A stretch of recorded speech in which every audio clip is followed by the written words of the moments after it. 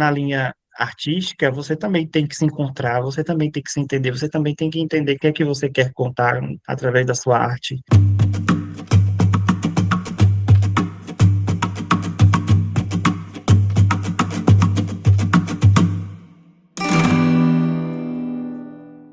Apresentação do entrevistado. Eu sou Dan Vitor, eu tenho 30 anos e sou um homem pardo, gay, cis, gay e trabalho com audiovisual e trabalho no audiovisual no sentido de eu sou diretor tanto diretor de cinema quanto diretor de fotografia e também sou produtor na Rede Bahia de Televisão, trabalho com TV também, produção de TV. E sou formado em publicidade, né? Aqui em Feira de Santana. Eu não sou natural de Feira de Santana, sou de Araci, no interior aqui da Bahia, e da região do Cisal, né? E cresci nessa cidade, sempre fui de lá, mas minha família tem uma mistura interessante, porque eu tenho uma família baiana e família pernambucana, então tenho essa mistura, talvez percebam pelo meu sotaque misturado. Autodescrição. Então, sou um homem pardo, estou usando um óculos com armação preta, estou com uma barba, cabelos pretos, usando uma camisa azul listrada, e ao fundo tem uma TV, algumas plantas e uma estante com livros também. Descoberta de si e origens. Eu lembro muito de uma entrevista de Fernanda Torres, que é muito interessante, quando ela fala da adolescência, que é um período muito esquisito, né? Que é um momento que você está se descobrindo no mundo, que você não sabe quem você é. Essa fala dela eu acho muito interessante e eu me identifiquei muito com essa fala dela. Porque na adolescência você está num momento que você se descobre, você normalmente você já se acha estranho, né? Você está crescendo, os hormônios à flor da pele, tem muita coisa, muitas responsabilidades começam a aparecer, é estudo, né? E, tipo assim, tanto para o homem, para a mulher já é um pouco mais diferente a questão hormonal, mas para o homem também já é algo difícil. E nesse período, assim, você começa a tentar também entender quem eu sou, porque eu nunca tive, na verdade, eu comecei a me identificar muito, talvez como bi no início, porque é aquela dúvida que eu acho que principalmente de muitos meninos do interior, você não sabe quem você é e você fica naquele medo, até de você é, querer ter alguma coisa, uma relação, até porque também minha primeira experiência a primeira experiência homossexual exatamente foi já mais uns 20 anos, acho que 22 anos mais ou menos, porque nasci no interior, eu tinha esse medo, esse receio também de ter alguma coisa com alguém de lá e também não tinha essa coragem, porque eu comecei até me relacionando com meninas, né, normalmente, mas é aquela coisa que eu falei, da estranheza, você não consegue muito se identificar, então para mim foi um processo, sabe, foi um processo, eu, a cada ano tentando entender o que era isso, o que era que eu sentia, mas, de uns tempos para cá, em terapia, a gente começa a entender algumas coisas, algumas questões da infância, né? E em infância eu comecei a relembrar alguns momentos de infância e do porquê que eu tinha algumas paixões platônicas por alguns coleguinhas ou alguns amiguinhos, o que eu gostava muito, gostava de estar junto com eles, gostava de ter esse contato. E isso a gente vai começando a descobrir, né, nesse processo. E a partir daí que eu fui descobrir que é algo que a gente nasce e que a gente é, vai processando isso aos poucos e tentando se entender, principalmente por conta da questão da sociedade, da religião, tudo isso vai influenciando na nossa mente até a gente tentar realmente se identificar como uma pessoa gay ou pessoa bi, pessoa lésbica, seja quem for, talvez todo mundo tenha essas mesmas dúvidas dentro de si, né, no processo. Eu sei que tem muita gente que tem a oportunidade de, pelo menos na adolescência, já se descobrir, já saber o que é, mas nem todo mundo consegue, né? Principalmente dependendo de onde você veio e da sua criação e por onde você passou. Eu acho que isso depende muito também. Tem uma questão também que eu acho interessante, que quando a gente vai para a faculdade, a gente vê o mundo, né? Praticamente você expande a sua mente, você vê o mundo. Então, foi justamente nesse período, né? Quando eu fui para a faculdade, é que eu conheci muito mais pessoas, que eu conheci outro mundo, que eu conheci Feira de Santana também, por ser de uma cidade mais interior ainda, e que eu vim estudar em Feira de Santana, que eu consegui conhecer outras pessoas e saber que existem outros meninos, outros caras como eu, e também que têm histórias parecidas e que têm vivências parecidas. E a partir daí eu comecei a me identificar e ver que não precisava ter medo, sabe? Não precisava ter medo que eu poderia me relacionar. Mas eu não, logo de cara, eu não como é que eu falo? Não me assumi, né? Não me assumi de cara. Eu vivia muito às escondidas mesmo, muito mais discreto. Até as primeiras pessoas que eu tive relações ou que eu conheci, eu não era assumido de fato, tanto publicamente quanto até familiar. Isso foi algo muito mais recente agora mesmo, assim, de poucos anos, mas para os amigos, todos os amigos já sempre sabiam. Mas foi um processo assim porque eu me considero uma pessoa muito tranquila, então assim, eu nunca fui uma pessoa muito de ser normalmente de me expor muito, nem de estar sempre falando da minha vida. Então, para mim foi algo muito tranquilo estar nessa descrição, porque por mais que não era fácil, mas foi algo tranquilo, porque eu já sou uma pessoa assim, eu já sou uma pessoa discreta normalmente na minha vida. Mas dentro de mim existia essa confusão, existia essa dor, existia essa angústia de não poder falar, de não poder viver abertamente, e que as pessoas pudessem saber abertamente sobre isso e sobre mim, então era algo muito difícil.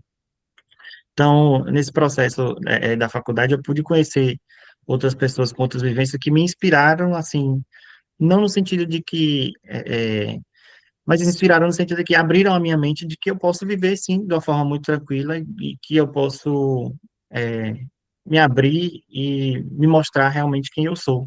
A chegada no audiovisual. Desde criança mesmo, que eu tenho uma história muito interessante em relação a isso, porque desde criança eu sempre gostei de fotografia e meu pai tinha uma câmera muito legal, assim, uma câmera analógica e que ele era uma câmera semi-profissional, profissional na época, eu não lembro direito, mas que eu era doido para fotografar com essa câmera. Ele fazia as fotos da família, mas eu era louco para fazer. E aí, até que um dia eu consegui fazer ele deixar eu tirar uma foto. E aí, desde criança, eu sempre gostava de cinema, de audiovisual, de televisão, principalmente de TV, e até por isso que eu trabalho na TV hoje, porque eu sempre gostei de TV, dessa parte de produção, audiovisual como um todo.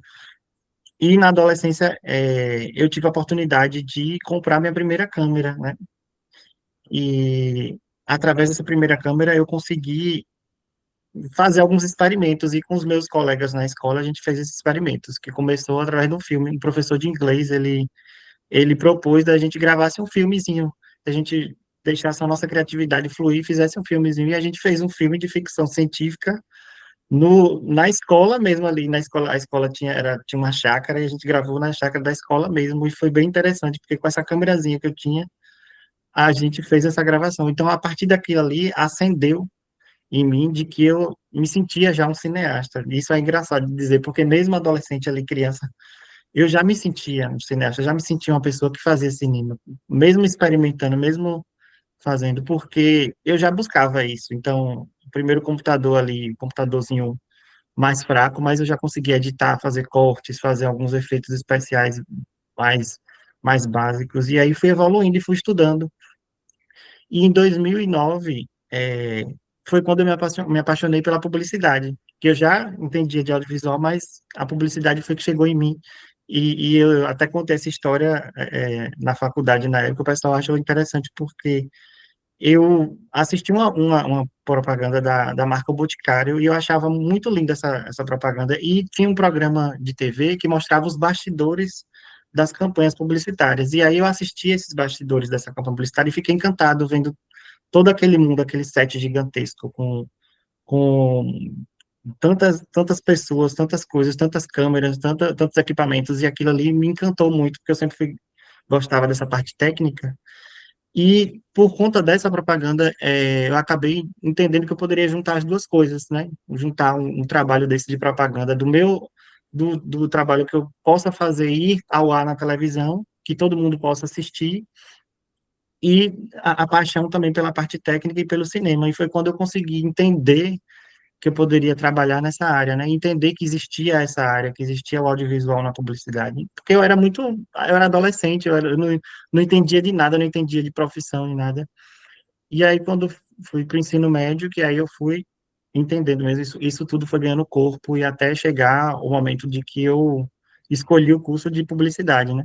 Ainda não sabia exatamente qual curso seguir, se eu estudava cinema, passei em algumas universidades, para rádio e TV, mas não fui cursar, passei em publicidade em outra universidade, mas também não fui, porque eu queria algo que o mercado já tivesse aquecido, e aí eu vi Feira de Santana como um lugar que eu pudesse criar um vínculo, fazer network, porque aqui já tinha isso, né? Pulsante, né? Já tinha várias agências, já tinha tudo isso. Aí eu falei, então eu vou para a Feira de Santana, que eu acho que é onde eu consigo, pelo menos, já iniciar e conhecer de fato o mercado andando. E aí foi quando eu estudei publicidade e, juntamente com isso, nesse mesmo processo, eu também estava estudando o próprio audiovisual e experimentando. Conheci outras pessoas e conheci tanto na minha cidade em Araci quanto na faculdade. Em Araci de uma agência de publicidade de um grande amigo meu, que ele me convidou para trabalhar junto com ele nessa agência, para atender prefeituras, para atender campanhas políticas. Então, eu tenho uma experiência também com campanha política, com audiovisual na campanha política. E, e foi algo muito interessante, porque me moldou enquanto cineasta documentarista, foi essa parte de campanha política, porque eu e esse meu amigo Valmir, dessa agência, a gente tinha uma vertente muito de contar histórias, né? Contar a história de pessoas comuns na campanha política, e não mostrar o político, mas sim mostrar as pessoas falando das benefícios daquele político, né? E aí, nisso, a gente começou a experimentar coisas e produzir também meu primeiro documentário, que foi Reisado, e foi junto com ele, com o Valmir. E esse documentário, assim, foi um divisor de águas para mim, porque foi como quando eu me vi como quanto documentarista, quanto pessoa que eu posso contar histórias de pessoas, o quanto eu posso contar o lugar onde eu vim, o lugar, em relação à própria cultura da minha cidade, às tradições. Então, nesse momento, em 2019, acho que foi quando eu me encontrei, que eu falei, que eu olhei para mim mesmo e falei assim, hoje eu me vejo enquanto cineasta, enquanto documentarista, e eu sei hoje o que eu quero enquanto uma pessoa que trabalha com audiovisual, é isso daqui. Eu cheguei no lugar, porque foi quando tudo convergiu e falar assim, deu certo. Eu acho que todo o caminho que eu percorri, até que enfim me encontrei. Mas é como eu falei, eu permeio em várias áreas, na campanha política, no documentário, porque também audiovisual tem pouco disso, né? Principalmente audiovisual no Brasil, a gente faz de tudo um pouco, a gente permeia em vários lugares até a gente se encontrar. E isso é muito comum, porque todos os meus amigos do mesmo jeito. Todo mundo permeou por várias áreas técnicas até se encontrarem no que eles gostam. Então, hoje eu me vejo enquanto diretor de fotografia e documentarista também, porque é uma área que eu gostei muito e que me encontrei. E para finalizar, em 2018 foi quando eu conheci Vinícius Rios e Marco Rocha, que hoje são meus sócios da produtora que a gente tem hoje, que eu fui dar uma palestra para eles na mesma faculdade onde eu estudei, eles estavam já cursando, e foi sobre justamente campanha política, sobre audiovisual na campanha política. E foi quando, no final da palestra, eles foram até a mim e falaram que tinha um roteiro e me convidaram para poder participar de uma produção, e aí veio a amizade, a amizade surgiu, e desde 2018 até hoje a gente tem esse vínculo, essa amizade, se tornaram os melhores amigos, assim, e até temos essa produtora hoje, que é a Candeeiro Filmes. Então, assim, tudo, parece que existe um ciclo, uma coisa assim, que tudo converge para chegar no mesmo, num lugar, sabe? Porque eu escolhi Feira de Santana, e Feira de Santana me escolheu também através dessas pessoas daqui também, que foram até mim para poder produzir. Então, eu acho que acaba tendo essa conexão, assim, coisa do destino, né, que a gente não sabe. E hoje a gente tem essa produtora, né, de audiovisual, a Candeeiro Filmes, que a gente trabalha profissionalmente com documentários, com filmes, a gente faz coprodução também, produções com outras produtoras, como a gente está fazendo agora, alguns documentários. E estamos seguindo na luta para poder a gente conseguir emplacar mais projetos. Carreira e obras que marcaram. Junto com o Valmir Barreto, a gente sempre conversava a gente sempre conversava sobre um dia gravar as tradições da cidade, né? No caso, Reisado. O Reisado já é uma paixão minha já de infância, porque o Reisado é algo que é uma tradição lá de Araci, né? O Reisado de Araci é muito único, porque lá tem o Bumba Meu Boi, né? Tem um boi que a gente chama Boi de Janeiro, né, que é um boi que brinca com as crianças. Então, eu fui uma dessas crianças que brincava com esse boi, que esse boi sai correndo atrás das crianças, né, fazendo medo. Então, eu fui uma dessas crianças e que o Rezado sempre passou na frente da minha casa, na porta da minha casa, sempre acompanhava, e era assim, por ser uma cidade pequena, o Rezado é muito interessante porque ele vai batendo de porta em porta, então você entra na casa de pessoas que vocês nem conhecem, do nada tem uma criança saindo da sua cozinha, tem gente lá dançando, sambando dentro da sua casa, e isso tudo muito natural, porque já é cultural da cidade, é algo muito bonito. E aí eu sempre conversava com o Valmir sobre essa possibilidade. Nossa, um dia eu queria gravar esse samba do Reisado, e era algo, uma conexão muito grande, assim, da gente, porque a gente sempre imaginava a mesma coisa. Um dia eu quero gravar esse samba do Reisado num lugar muito bonito, assim, num cenário massa tipo assim, no pôr do sol, a gente imaginava isso, eu falava, rapaz, eu tenho a mesma perspectiva que você, vamos tentar, né? E aí surgiu um festival que eu queria participar muito, que é o Music Bed Challenge, que é internacional, na verdade, é um site que é de licenciamento de músicas, que eles fazem um desafio todo ano para você produzir filmes em pouco tempo. Tipo assim, você tem um mês para poder produzir um filme. E a gente, na cara e coragem, falou, vamos colocar o Brasil também nesse mapa aí, com as nossas tradições locais. Por mais que estejam vários filmes americanos ou de outros países, vamos lá. E aí a gente foi e produziu, em um final de semana, num sábado, a gente produziu Risado com apenas R$ 200, bem independente mesmo, e com patrocínio de uma loja, de um senhor que era do lado da agência, que ele gostava do nosso trabalho, aí ele patrocinou o transporte para a gente conseguiu a van para poder levar os idosos para essa locação, que é uma locação muito bonita que tem na cidade, que é num lugar bem alto, e a gente fez acontecer, assim, eu com o equipamento que eu tinha na época não era um dos melhores, mas eu tinha uma lente lá que era dos anos 80, uma lente que ela tem uma textura mais cinematográfica. Aí eu usei essa lente para poder dar uma textura um pouco mais cinematográfica e é, fui fazendo o filme de acordo com o que justamente vinha no sentimento e na mente. E também inspirado em alguns outros filmes que eu gosto.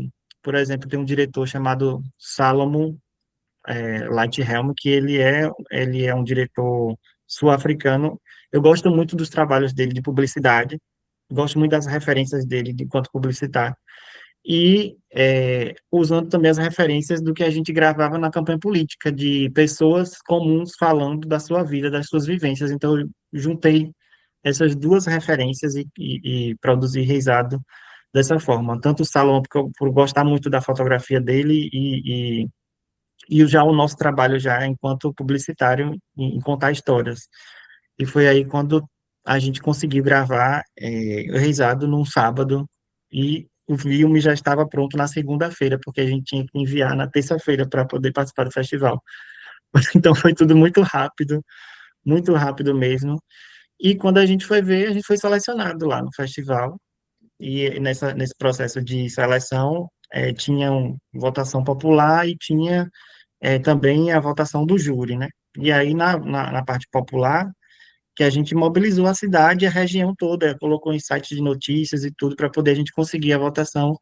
E, incrivelmente, a gente ficou em quarto lugar, concorrendo no mundo inteiro. A gente ficou em quarto lugar nessa votação popular. Não levamos nenhum prêmio, mas só em ter participado, em muita gente ter visto o filme, feito essa movimentação, fazer acontecer, isso foi maravilhoso. Por isso que eu digo que foi um divisor de águas para mim, porque foi quando eu vi o poder do documentário, o poder de você contar histórias do seu lugar, o poder de você fazer isso, porque eu via nas pessoas, quem assistia, a emoção, tanto do próprio grupo do Risado assistindo a si próprio numa tela maior, que nem era uma tela de cinema, a gente só fez uma exibição para eles no auditório, quanto das pessoas, de todos os aracienses que assistiam o filme e se viam naquilo ali por lembrar da infância, por lembrar dos avós, por lembrar da época que viveram, por lembrar da tradição, e ver quanto a tradição também está morrendo junto com aqueles próprios idosos, porque é um, o rezado hoje é muito mais feito através dos idosos, né? Porque eles que carregam ainda essas tradições. E muita gente emocionada, assim, por conta disso, e vendo a tradição na tela e indo para fora também. E dando a devida importância também, que às vezes a gente, por a gente ser da própria cidade, a gente às vezes passa batido e não dá a devida importância, então começaram a se importar. E teve outra história interessante, né, dentro de tudo isso, é que esse grupo de reisado, eles estavam precisando de uma sanfona para poder continuar, né? A sanfona deles já estava quebrada, e o filme ajudou nisso. Isso foi incrível também, porque através do filme mobilizou para que conseguissem essa sanfona para eles. E, tipo assim, poucos meses depois, conseguiram, a prefeitura conseguiu, através de recursos ali da cultura, comprar a sanfona e para o grupo. Então, tipo assim, veja quanta coisa boa em torno do audiovisual aconteceu, né? Enquanto mobilizou tantas coisas.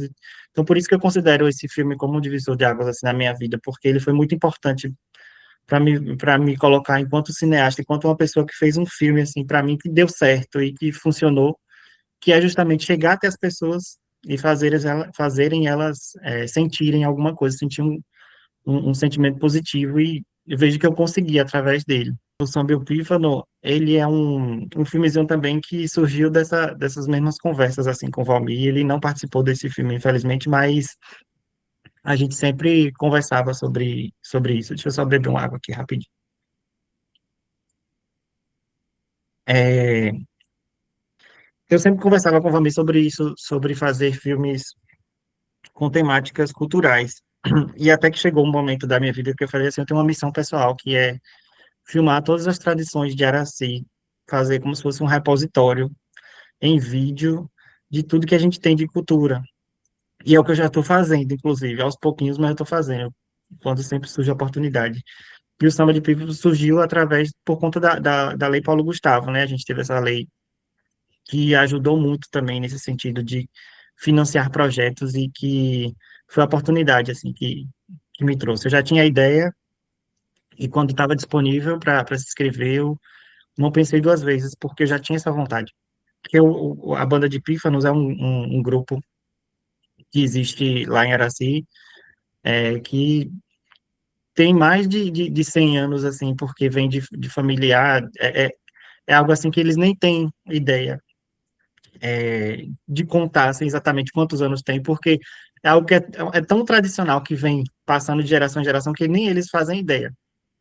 Só o grupo atual, hoje, como está, já tem, acho que uns 30 anos, eu não lembro agora de cabeça, eu acho que tem uns 30, ou mais ou menos, porque o grupo de pífanos, ele começou lá normalmente com homens, e eles só tocavam, né, o pífano, tem os outros instrumentos, e eles mudaram um pouco, que foi adicionar mulheres ao grupo, sambadeiras, e isso eu achei incrível, porque fez uma mistura nunca antes vista, que é misturar o próprio som do pífano junto com samba de roda. Então eu achava isso tão interessante, que eu sempre quis filmar, porque em Araci tem a festa do Dia dos Santos Reis, e eles sempre se apresentavam nessa mesma festa, o Dia dos Santos Reis, no dia 6 de janeiro. Então, eu sempre achei esse grupo incrível, e era algo que já estava na minha mira, assim, para poder filmar. E aí, teve essa oportunidade de gravar através da Lei Paulo Gustavo, e foi o meu primeiro documentário, de fato, através da produtora que a gente tem hoje, que é a Candeiro Filmes, e através da nossa produtora, com os nossos equipamentos, né, profissionais. Então, assim, para mim foi já uma emoção produzir esse filme, porque era algo que, assim, que não foi como o Reisado, que o Reisado surgiu de um desafio, vou fazer com que tem. E essa vez não, foi algo assim, profissionalmente, a primeira vez fazendo com edital e produzindo algo que era meu, assim, no sentido de que a produtora era minha, e que era uma ideia que vinha ali, então foi algo bem diferente, assim. É quando a gente para e se vê enquanto profissional e fala assim, nossa, eu estou fazendo isso aqui enquanto profissional, eu estou ganhando para fazer isso aqui, né, através de um edital, isso é muito interessante. E o Samba Epífano, ele tem essas histórias muito bonitas porque são mulheres, né, a maioria das pessoas que participam são mulheres que estão lá e idosas também, que participam do grupo e que têm a mesma coisa do reisado, que é uma tradição que pode morrer também porque são pessoas idosas que fazem. E no grupo hoje só tem três jovens que participam. E a gente tem um trecho no filme que justamente traz sobre isso, porque os jovens não querem participar, eles não se sentem mais à vontade de participar disso. Então, quando esses idosos se forem, a gente não sabe o que vai ser. E por isso que eu tenho essa missão pessoal de registrar isso, sabe? De ter esse registro cultural da cidade, até para que, como aconteceu com o Reisado, que as pessoas assistam, se vejam naquilo ali e que dê a devida importância e que tragam aquilo ali com importância para si e que participem também. Assim como aconteceu com o Reisado, de não deixar a tradição morrer, né? Todo mundo se viu enquanto profissional.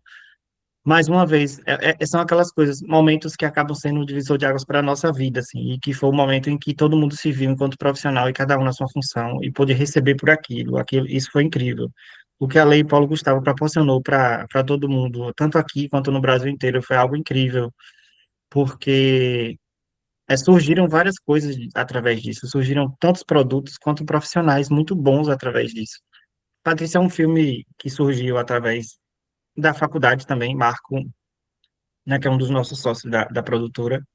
Foi escrito por ele, né, e ele já tinha essa história já guardada desde 2018, e é um filme que é muito feirense, assim, de fato. O Marco, ele não é feirense, mas ele também estudou aqui e cresceu vindo para cá, então a gente enxerga, porque Patrícia é um filme que fala sobre sonhos, né, sobre a realidade. Então, por mais que ele não viveu aquela realidade, mas a gente enxerga isso o tempo todo.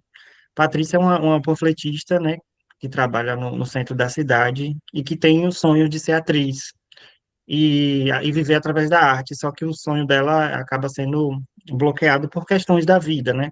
Então, não posso falar muito porque isso é muito mais da história, mas, assim, é algo que a gente vive enquanto artista, enquanto profissional dessa área do audiovisual, todo mundo se identifica. E esse filme toca muito por conta disso, porque por conta das dificuldades que a gente passa enquanto brasileiro, enquanto pessoas de interior também, a gente sente essa dificuldade em poder produzir e também viver da arte. Então, Patrícia surgiu desse sentimento, né?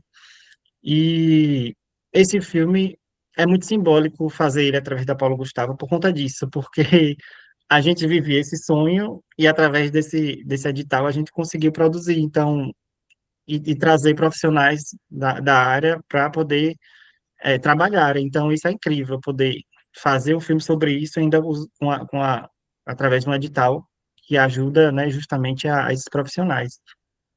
E o processo foi muito interessante para mim, mesmo trabalhando em uma emissora de televisão, mas a gente conseguia fazer todo o cronograma acontecer, de gravar em final de semana, também todo mundo trabalhando, a própria atriz também trabalhando campanha política, era um período de campanha política, ela era apresentadora no campanha política, e todo mundo ali tem seus outros trabalhos, professores, né, pessoas também independentes, e que fez de tudo para poder o projeto acontecer. Então, foi um set muito interessante, até porque também existia muita diversidade também, ainda tem isso, assim, em relação ao nosso grupo em si, de audiovisual, é um grupo muito diverso, homens gays, mulheres lésbicas, bi, então, um grupo muito diverso de várias áreas, e homens pretos, mulheres pretas também, então, isso é muito, muito bacana de se ver, oportunidade para todo mundo, sabe? Oportunidade para todos e sem ter nenhuma barreira, isso que é melhor de tudo. Assim como Caio também, que é um filme e que é um filme já mais LGBT+, então ele já tem essa identidade já nele por si só, porque é um filme sobre um jovem que também tem seus sonhos, né, e que acaba sendo interrompido um pouco por conta da depressão.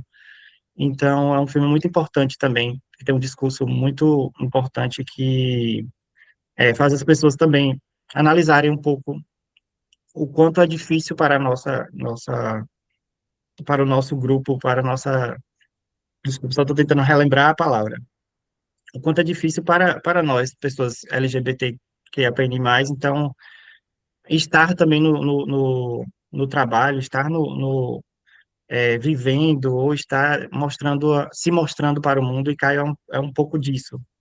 Eu tento não falar muito porque senão a gente acaba dando um spoiler um pouco sobre a história, então eu fico aqui tentando pensar como falar da história sem expor muito. Mas o interessante também de Caio é que é um set praticamente todo diverso. E isso era muito massa, assim, você está fazendo um filme sobre diversidade e tá com um set quase inteiro diverso. Os diretores são héteros, mas a parte técnica toda, tanto direção de arte quanto o próprio ator, a direção de fotografia, a assistente de direção, a assistente de som e tudo, todo mundo ali era, era diverso, então era muito interessante justamente mais uma vez dar essa oportunidade à comunidade toda e jovens também, principalmente porque pessoas novas, pessoas jovens de 20 a 30 anos fazendo cinema de uma forma profissional e ganhando por isso, cada um em sua função. Então, isso era incrível de poder fazer. Um exemplo em Caio, foi interessante fazer isso porque teve algumas cenas que foram um pouco mais emotivas e pesadas e que a gente assiste, assim, que a gente está ali nos bastidores, a gente assiste, a gente vê o quanto acaba pegando, assim, a gente acaba se identificando muito com os elementos ali que o filme traz. Então, de certa forma, a gente traz um pouco da vivência, né, para o projeto e que a gente se emociona e também a gente faz até o filme acontecer de uma maneira muito mais realista, porque como a gente viveu aquilo, é muito mais fácil a gente ter aquele lugar de fala em poder contar a história. E eu conto a história através da imagem, né? Então era muito mais de uma forma assim diferente de contar a história do que um documentário ou de qualquer outro assunto que não seja relacionado. Então, para mim, isso foi muito importante também. Agora, enquanto pessoa LGBT e trabalhando com isso, é, eu não sei, assim, como dizer isso, mas eu nunca tive é, dificuldades, assim, em relação a trabalhar com isso, porque eu nunca fui uma pessoa muito, como eu disse, nunca fui uma pessoa muito de me expor, das pessoas saberem muito da minha sexualidade, até por questões de também ter vindo do interior e ter essa questão do medo, a homofobia, então eu nunca misturei muito o trabalho com isso. Isso foi uma coisa que aconteceu muito mais recente, desde que eu me estabeleci em feira e que encontrei outros profissionais da área. Então, veja só que eu sempre tive que meio que me esconder enquanto profissional e profissional gay, porque a vivência que eu tinha era totalmente diferente. Eu trabalhava com política, eu trabalhava atendendo prefeituras, então não era algo que eu conseguia mostrar ou que poderia mostrar, até por conta do tipo de trabalho. Mas desde quando eu vim para cá, que eu encontrei profissionais da área e encontrei pessoas que também são LGBT+, então isso me deixou muito feliz em poder me conectar com pessoas que têm a mesma vivência e que criam grupos em relação a isso e que ajudam também em relação a isso, principalmente em editais, em saber como é, trazer a comunidade, uma força para a comunidade também, enquanto profissional, ter destaque, né? Porque isso é muito importante. A gente vê hoje editais tendo uma participação maior da diversidade nos editais, ter cláusulas, ter pontuação, justamente porque é necessário ter pessoas da diversidade no nosso campo de trabalho. Então, assim, enquanto profissional hoje, eu já me visto disso, já me vejo, as pessoas já me veem assim, mas antes não tinha isso, porque justamente era algo que eu escondia e também não tinha muito como mostrar isso, porque o meu trabalho era um viés diferente.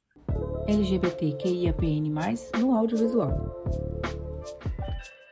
É um processo terapêutico que eu estou fazendo, porque eu nunca tinha parado para pensar nisso, assim, eu nunca tinha em- parado para entender que isso talvez tenha influências né? Talvez sim ou não, mas eu acredito que sim, que pelo menos na minha vida tenha, porque foram momentos assim na minha vida enquanto artista, né? Porque quando você é criança, você faz muita coisa porque você é criança, né? Porque você não sabe, você está falando, você está usando aquilo ali como uma brincadeira. Mas quando você é criança, você faz muita coisa que, de certa forma, vai permear ali no futuro, né? E o nosso eu hoje é muito que vem ali do passado, da nossa infância. Então, eu acredito que muitas coisas que eu fiz na minha criança, enquanto criança ou adolescente, permearam até hoje, e eu digo isso de forma enquanto profissional, porque quando eu era uma criança muito de gostar de arte, de gostar de televisão, de gostar de filme, por mais que quando criança eu nunca ter ido ao cinema, não ter tido a oportunidade de ir ao cinema, eu só fui ao cinema quando adolescente, né? Por conta de uma excursão da escola, e que foi a primeira vez que eu fui ao cinema. Mas eu tinha acesso à TV, e a TV era o meio daquela época de uma criança que nasceu dos anos 90 ali anos 2000, o primeiro acesso ao audiovisual é a televisão, televisão, aos programas de TV. E o conteúdo que eu gostava de assistir eram conteúdos muito mais, digamos que, sensíveis, né? Conteúdos mais sensíveis. Os desenhos animados que eu assisti eram desenhos muito mais sensíveis, muito, que tinham um requinte maior que hoje a gente vê. Hoje eu entendo como essas animações são feitas hoje, por quem são feitas, as mãos de quem fez. Muito provavelmente profissionais também LGBT+, porque tem uma sensibilidade, são histórias muito mais bonitas, muito mais sensíveis. Eu sou uma criança que cresceu assistindo o Castelo rá por exemplo, que assistiu com TV Cultura, que assistiu a Futura, o canal Futura, por exemplo, que tinha desenhos como Madeline ou Historinhas de Dragão. São animações muito mais sensíveis e que se você assistir hoje, você vê que tem elas são muito mais elaboradas, tem um texto muito mais bonito. Então, assim, eu fui uma criança que era muito mais sensível em relação a isso, que assistia coisas diferentes dos outros meninos e das outras crianças.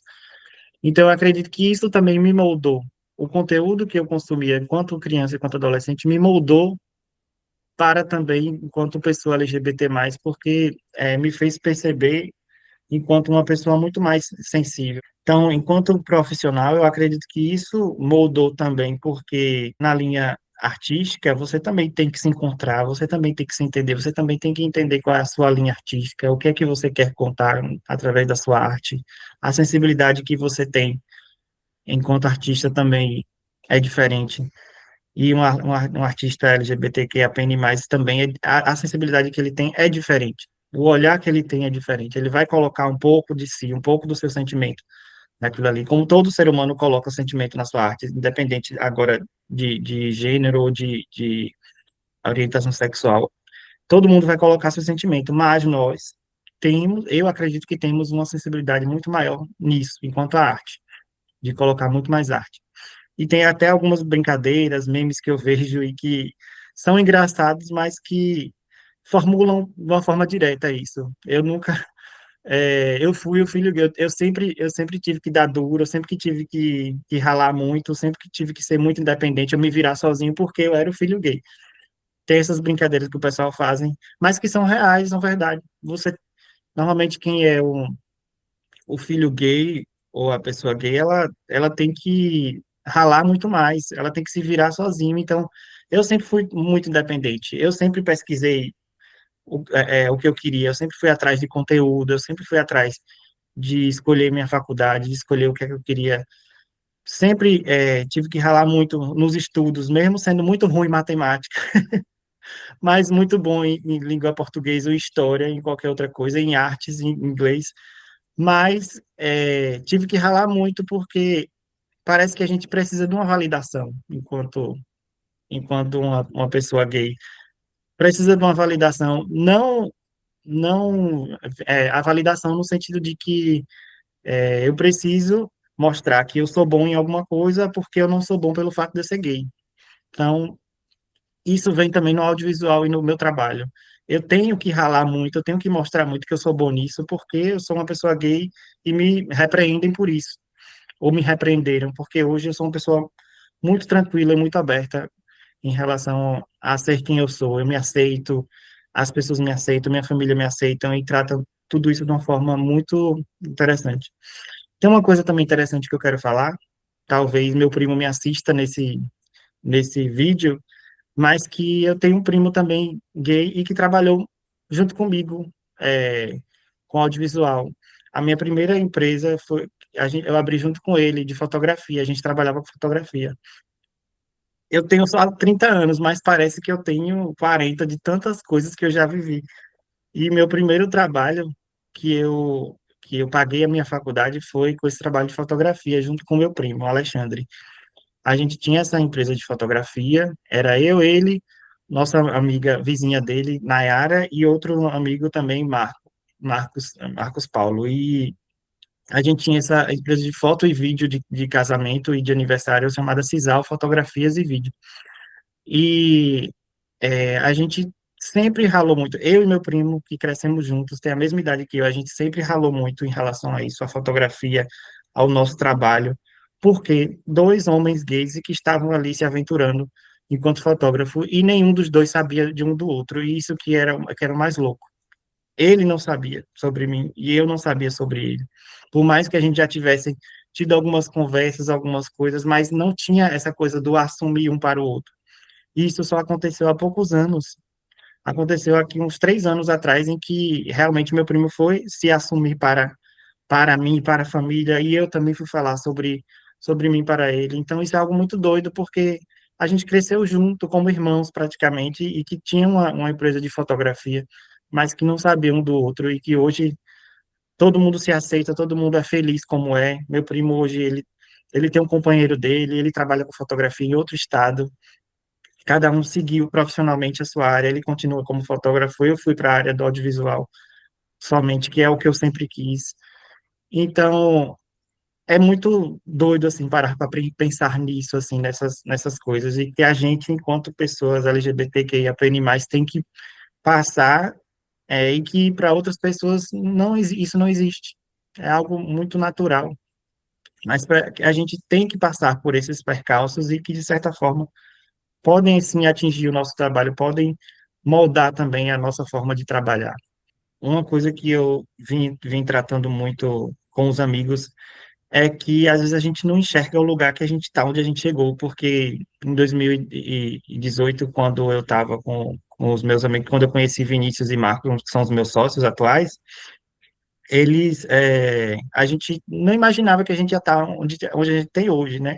O que a gente tem hoje enquanto produtora, enquanto equipamento, enquanto acesso a muitas coisas, a gente não imaginava. Assim como eu não imaginava, eles também não imaginavam que eles gravavam com a câmerazinha pequena, com pouca condição, sem dinheiro nem nada, e hoje a gente já se vê enquanto profissional. E é muito doido isso, porque o futuro, na verdade, já é o agora, assim, a gente constrói a cada dia, né? Com cada decisão, a gente acaba fazendo acontecer.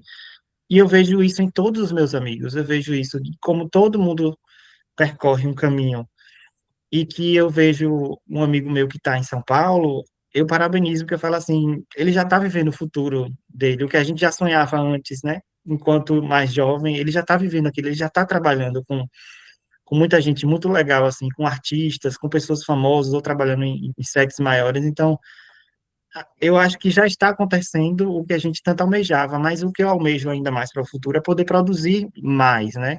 É ter a saúde para poder produzir mais, é poder contar mais histórias, é isso que eu desejo. E produzir isso de forma profissional e que cada um ganhando de forma justa, porque audiovisual, infelizmente, é uma profissão que é muito cara, produzir é muito caro, são muitos custos que existem, então o meu sonho, na verdade, é mais acesso a recursos para produzir, porque o lugar, enquanto profissional, eu acredito que eu cheguei, mas o que me falta hoje são recursos para poder produzir mais. Então, o meu sonho, assim, hoje é o acesso a recurso para poder produzir. Então, se tiver mais acesso, assim, eu acho que eu me vejo num lugar muito maior, porque eu não sou uma pessoa de ficar almejando sucesso, eu não quero, não é que eu não queira estar sendo famoso ou estar em Oscar, não. O que eu almejo é produzir. O meu sonho é produzir, é contar histórias. Angústias e refúgios. Eu não digo que eu sofri agora enquanto profissional, sendo, é, felizmente eu não tive nada em relação a isso, mas no passado, enquanto adolescente, já sofri sim, e uma coisa que é muito triste, inclusive, eu vou falar, não é uma coisa que eu não falava, mas hoje eu posso falar abertamente, por mais que isso, que depois se alguém se assistirem, mas é a verdade, eu sofri bullying na escola, bullying na verdade não, homofobia na escola e de um professor, e isso foi algo que eu sofri na época, e que, tipo assim, ficou na minha cabeça, mas eu ignorei. Mas hoje eu senti isso depois que a gente vai para terapia, que a gente vai se entender, que a gente começa a entender essas coisas. Mas eu sofri na época da escola por conta de aula de educação física. Eu nunca fui bom para essa parte da educação física, de querer jogar futebol com os outros meninos. Eu acho que muitos de nós, homens gays, têm essa dificuldade ou de querer jogar futebol ou de querer falar sobre o assunto. Então eu sofri homofobia ali de um professor e estava junto com o meu colega de turma de sala, que é gay mesmo, assumido, e ele já era já assumido na época. Então, só porque eu estava conversando com ele sobre novela, então, assim, só para trazer a parte do audiovisual, a gente estava conversando sobre novela, sobre como a novela era muito boa, como era muito bem produzida na época, eu não lembro qual era a novela que a gente estava falando, da parte artística da novela, e que o professor simplesmente foi homofóbico e dizia assim, essas meninas vão ficar aí conversando, falando de novela, bora jogar, não sei o quê, bora essas meninas, bora essas menininhas vão ficar aí. Tipo assim, foi um absurdo, né? Na aula de educação física, um professor tem uma atitude dessa. Então, assim, aquilo ali me marcou um pouco no período, mas eu escondi aquilo ali porque eu não era assumido, era adolescente, não entendia, e como eu falei, já no início, era aquele momento confuso da adolescência, que você não sabe o que você é, quem você é, então aquilo ali me doeu, mas eu tive que guardar para si aquilo ali. Mas hoje, enquanto profissional, é, eu via coisas, né? Na verdade, eu via situações e que eu escondia justamente a minha sexualidade porque eu ouvia coisas, né? Você trabalha em campanha política, majoritariamente, eita, quase não sai, né? Majoritariamente vai ser um grupo eleitoral de homens héteros, homens mais velhos, né, e que são muito mais conservadores. Eu já até trabalhei também para um partido conservador, então, assim, você ouvia da boca de muitos políticos e de algumas pessoas que estavam nos bastidores falarem, aquele viado, não sei quem é viado, não sei o que está com viadagem. Então, assim, você ouve muitas coisas nos bastidores que você, enquanto uma pessoa gay, você vai ficar na sua, você vai ficar quieto, você não vai querer se mostrar, você vai querer ficar quietinho ali na sua e não vai demonstrar nada, que é o famoso dar pinta de que você é gay naquele cenário. Então, assim, eu diretamente não sofri homofobia, mas o ambiente em si era homofóbico, era altamente homofóbico. Então, você estar naqueles ambientes eram super complicados.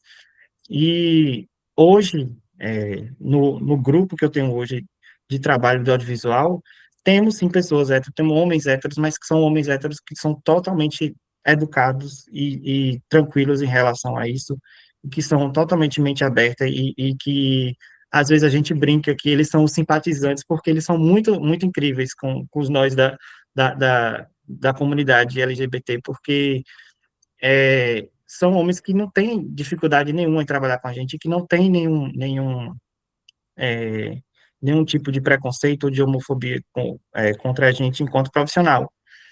Muito pelo contrário, eles incentivam até no sentido de querer ser cupido, conheça fulano, não sei quem. Então, assim, é muito incrível trabalhar com pessoas assim.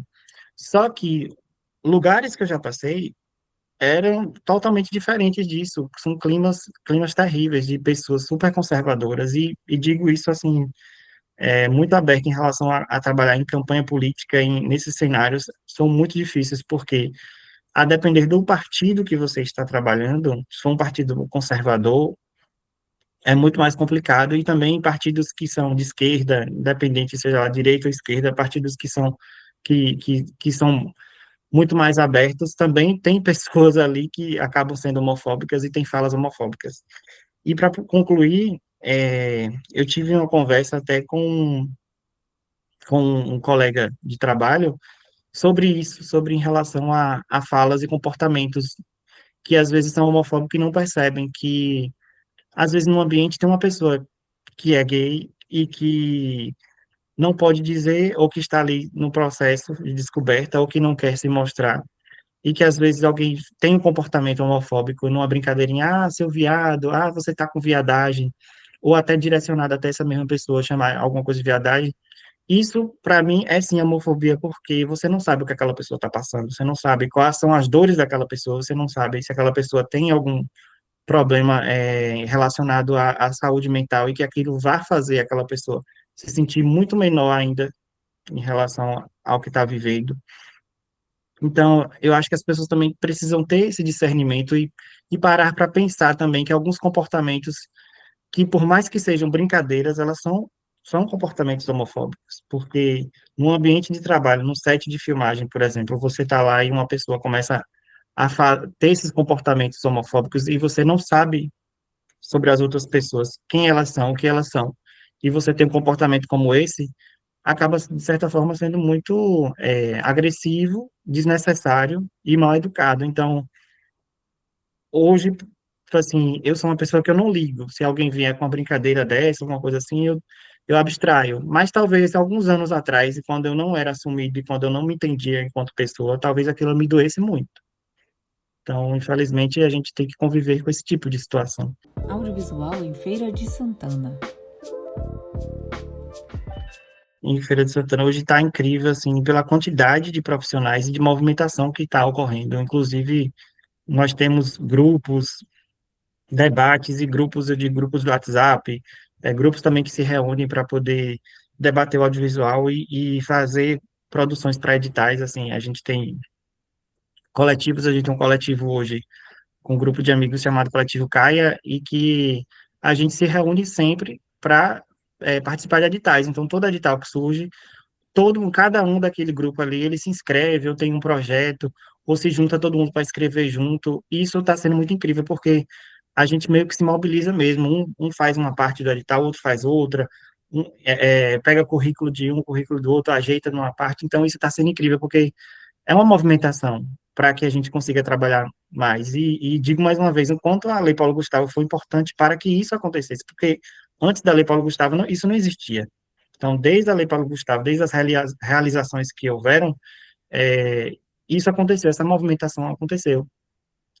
E essa movimentação também toda de Oscar, do cinema brasileiro estar em alta, isso também ajudou muito, porque isso começou a gente ser visto enquanto profissional, porque a gente não era visto de uma forma profissional e de que produções nossas poderiam ter uma visibilidade maior. Então, os políticos, a parte política, as secretarias, também veem esses grupos, esses coletivos de uma forma profissional. Então, acaba tendo a gente acaba tendo uma chance também de mostrar como fazer. Então, tem um mapeamento também é, por conta da Lei Paulo Gustavo, acabou tendo esse mapeamento de todas as pessoas que produzem na cidade. Então, eu vi muito filme acontecer por aqui. E a gente fez uma amostra de cinema aqui em Feira de Santana, que é a amostra Os Filmes de Feira, desse coletivo Caio. A gente reuniu produções do próprio coletivo e de algumas outras pessoas que a gente conseguiu lotar o Teatro do Cuca, aqui em Feira de Santana, na exibição de alguns desses filmes. Na exibição, no dia da exibição de Patrícia mesmo, por exemplo, a gente conseguiu lotar todos os ambientes lá do Cuca, de todo mundo assistindo o filme, e foi algo incrível, assim, porque a gente não imaginava que fosse ter essa repercussão. A gente não imaginava que os feirenses queriam se ver na tela, porque foi exatamente o que isso aconteceu. Os feirenses iam para lá para se verem na tela. Patrícia, mesmo assim, é um filme que você se vê na tela, você vê a sua cidade, você vê Feira de Santana ali na tela. Tanto Patrícia como todos os outros filmes que também têm locações na própria cidade, assim. Através dessa mostra, surgem outras mostras também, que A prefeitura já entrou em contato também com a gente de que vai fazer novas mostras e que vai fazer novas coisas, porque vem a importância, vem que isso dá certo e vê que tem muito produto bom na cidade. Enquanto documentários, enquanto filmes, tem documentários aqui de Feira de Santana que também está em outros festivais, como agora o Panorama, coisa de cinema, tem outro. É engraçado porque tem dois filmes feirenses no Panorama desse ano, que é a Patrícia e outro filme falando sobre Feiraguai, e que são de produções de pessoas totalmente diferentes e que não tem vínculo nenhum. Tipo assim, eu não tenho vínculo nenhum, o meu grupo não tem vínculo nenhum com quem produziu o outro documentário e o nosso grupo é independente. Então, isso, assim, isso mostra a diversidade de pessoas fazendo filme. Não é um grupo só fazendo cinema, são vários grupos fazendo cinema e isso é incrível. E uma coisa importante da mostra de cinema que a gente fez foi que a gente homenageou o pioneiro do cinema aqui em Feira de Santana, que foi Mamona, que fez o filme da Vingança do Motoboy, que foi um filme para o YouTube. E a gente deu espaço a ele para ele falar sobre essa produção. Deu espaço para mostrar essa produção que um pouco esquecida, porque ele foi o pioneiro na cidade em produzir de forma totalmente independente, com o dinheiro dele e com alguns pequenos patrocínios que teve, que é um filme de ficção, mas que costumo dizer que é filme trash, mas que, assim, ele teve a coragem de fazer cinema, ele teve a coragem de fazer um longa, o primeiro longa de feira foi um filme para o YouTube, então é incrível, e ele fez de forma independente, e a gente deu esse espaço a ele, para ele contar como é que ele fez isso, e foi bem legal essa troca junto com ele nessa noite, foi o último dia da mostra, porque foi uma semana inteira passando esses filmes feirenses. Não vejo, assim, de fato, muito mais as pessoas, eu acho que estão muito mais à frente do audiovisual hoje, por exemplo, nossa conselheira de cultura, é, a conselheira, no caso, na parte do audiovisual, ela é uma pessoa LGBT+, então isso já é uma coisa muito, muito legal de se dizer, porque temos pessoas que estão lá à frente, né? Temos outras pessoas também do próprio grupo que se reúne no audiovisual, que também são. Mas eu acredito que influencia sim, em relação ao audiovisual, a gente ter visibilidade, porque a gente meio que utiliza do nosso movimento, né, da quantidade de pessoas e da identificação de pessoas para que a gente mostre a força do audiovisual, tanto a força da comunidade quanto a força do audiovisual. Já que nós somos um grupo tão unidos assim em relação a essa pauta, eu acho que isso é uma forma também de ajudar a fazer o cinema crescer. E eu vejo isso também no audiovisual brasileiro, tá? Porque essa movimentação toda do Oscar foi a nossa comunidade LGBT mais que fez isso acontecer. Porque se você vê quem traz essa pauta para a internet, para Twitter, para todas as redes sociais, são pessoas gays, lésbicas, trans, que estão aí fazendo essa movimentação na internet. Eu falei de trans, eu tenho um adendo para falar a vocês também, sobre uma pessoa trans também, na família. Ela também quer seguir a carreira de fotografia no audiovisual, e eu achei isso incrível. Então, eu queria falar até sobre isso também, de que temos mais jovens da comunidade, e agora uma jovem trans na minha família, uma jovem trans, que está seguindo a carreira também da publicidade, e eu vejo ela muito engajada nessa parte do audiovisual e do cinema, ela fazendo edições de vídeo, ela participou de uma oficina que eu fiz, então esse adendo foi mais sobre isso, assim, de que eu tô vendo que eu tô inspirando também outras pessoas da comunidade também, assim. E aí isso foi o que me veio agora, assim, me veio na cabeça, falei, nossa, tem Luísa participou da oficina que eu dei, ela também tá engajada nisso. Eu acho que de certa forma, o trabalho que eu venho fazendo também tá influenciando outras pessoas também. Eu criança. Eu acho que o Dan, criança, ele ia me ver, assim, do quanto eu sou uma pessoa muito legal, do quanto que o trabalho que eu faço é legal e de que eu consegui. Porque eu era uma criança muito curiosa, e eu tenho até uma história para contar sobre isso, sobre essa curiosidade de criança, que meus pais fazem piada, e meu irmão também, alguns amigos que eu já contei, que foi porque eu criei uma rádio pirata em casa, porque eu tinha um microfone que ele transmitia em UHF, né, que eu acho que é o tipo de transmissão de rádio, né? Era como se fosse um microfone rádio.